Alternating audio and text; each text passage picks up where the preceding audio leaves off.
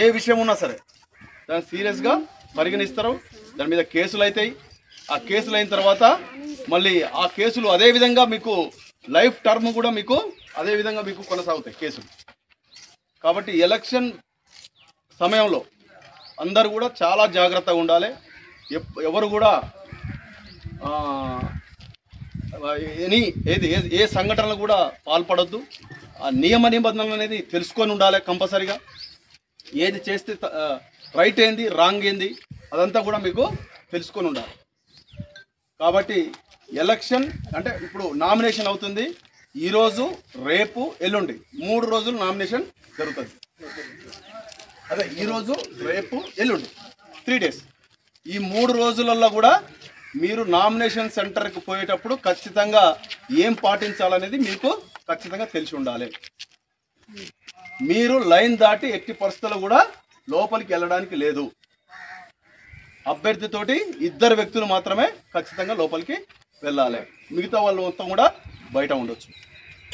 Nomination వేసిన తర్వాత next జరిగేది ఏంటి?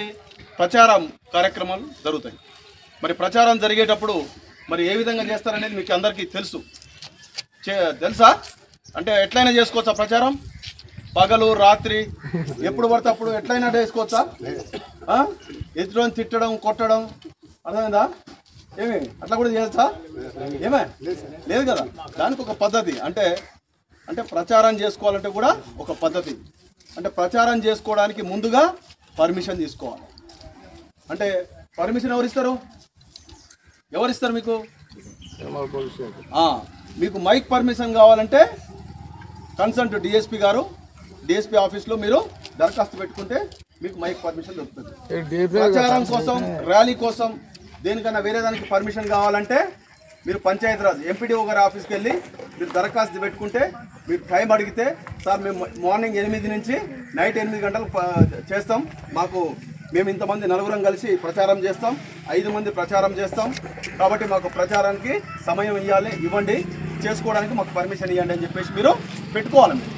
పెట్టుకుంటే వాళ్ళు ఆ టైంలో ఇస్తారు. ఎందుకంటే మీ ఒక్కరే కాదు కదా, గ్రామంలో మీరు ఉంటారు, ఇంకో వ్యక్తి ఉంటారు, కొంతమంది వ్యక్తులు ప్రచారం చేసుకోవడానికి వాళ్ళు కూడా నామినేషన్ వేస్తారు, వాళ్ళు కూడా సమయం ఉంటుంది. కాబట్టి ఆ సమయాన్ని అడ్జస్ట్ చేసి మీకు ఊరికొక 10 గ్రూపులో 12 గ్రూపులో ఉంటాయి.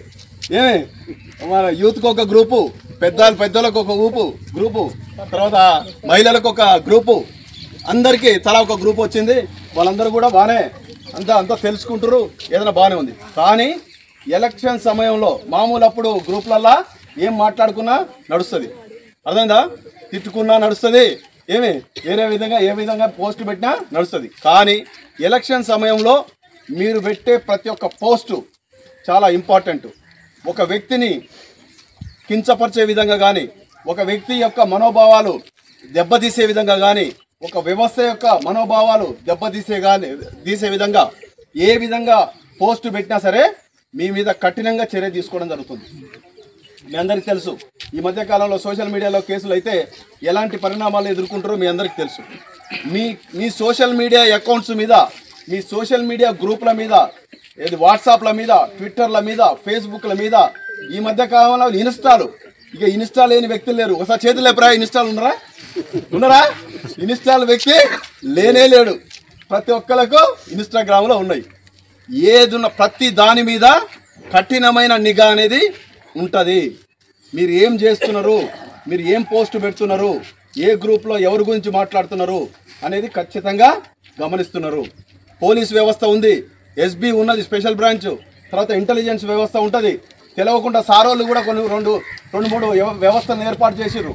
వాళ్ళు కూడా మీ ముందుకు మీకు తెలవకుండా వాళ్ళు గమనిస్తుంటారు మీరు ఏం పెట్టిరని చెప్పేసి. ఇందులో అడ్మిన్ యొక్క పాత్ర అనేది చాలా కీలకం. అడ్మిన్ అనేది ఉంటారు కదా, గ్రూప్లో అడ్మిన్ ఉంటాడు కదా. ఏదైనా సరే ఫస్ట్ బాధ్యుడు ఎవరు? అడ్మిన్. ఫస్ట్ పట్టుకునేది అడ్మిన్నే పట్టుకుంటాడు. కాబట్టి జాగ్రత్త. తస్మాత్ మీరు అడ్మిన్లు ఎవరైతే ఉన్నారో మీ గ్రూప్లో ఉన్నోళ్ళు అడ్డగోలి పోస్టింగ్ పెడితే మాత్రం ఫస్ట్ పడేది అడ్మిన్కి పడుతుంది. నాన్ బెయిలబుల్ కేసులు అవుతాయి, అర్థమైందా? ఎందుకంటే వాళ్ళు పెట్టే పోస్టుల వల్ల ఒక గ్రామంలో కానీ ఆ ఏరియాలో కానీ law and order problem create అయ్యే అవకాశం ఉంటుంది. కాబట్టి మీరు ఎట్టి పరిస్థితుల్లో కూడా సోషల్ మీడియాను జాగ్రత్తగా వాడండి. సోషల్ మీడియాలో ఇష్టం వచ్చిన పోస్టులు పెట్టడం, మెసేజ్లు పెట్టడం, లేకపోతే వాయిస్ మెసేజ్లు, వాడిని తిట్టినట్టు వీడిని తిట్టినట్టు వాయిస్ మెసేజ్ ఈ మధ్య బాగా వెరీ ప్యాషన్ వాయిస్ మెసేజ్లు వచ్చినాయి. వాయిస్ మెసేజ్లు పెట్టడం ఇవన్నీ కూడా ఎట్టి పరిస్థితుల్లో చేయొద్దు. తర్వాత